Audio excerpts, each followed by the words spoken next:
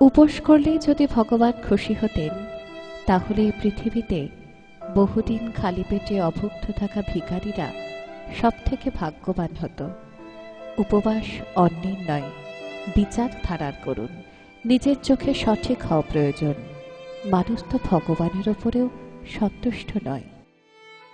পাখি জীবন্ত অবস্থায় পিঁপড়েকে খেয়ে নেয়, আর পাখি যখন মরে যায় তখন পিঁপড়ে তাকে খেয়ে নেয়।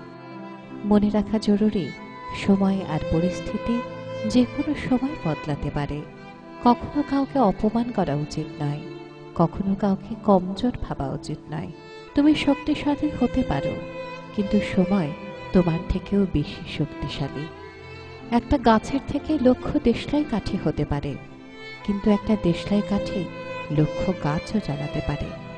কোনো মানুষ যতই মহান হোক না কেন, কিন্তু প্রকৃতি কখনোই কাউকে মহান হবার সুযোগ দেয় না। কোকিলকে কণ্ঠ দিয়েছে, কিন্তু রূপ কেড়ে নিয়েছে। রূপ দিল ময়ূরীকে, কিন্তু ইচ্ছা কেড়ে নিয়েছে। ইচ্ছা দিল মানুষকে, কিন্তু সন্তুষ্টি কেড়ে নিয়েছে।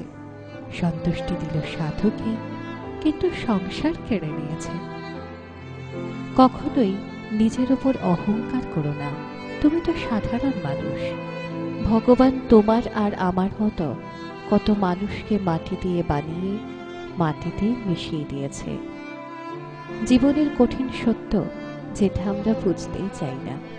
মানুষ পৃথিবীতে তিনটে জিনিসের জন্য পরিশ্রম করে: নিজের নাম খ্যাত হোক, নিজের পরিধেয় বস্ত্র সুন্দর হোক, নিজের বাসস্থান সুন্দর হোক।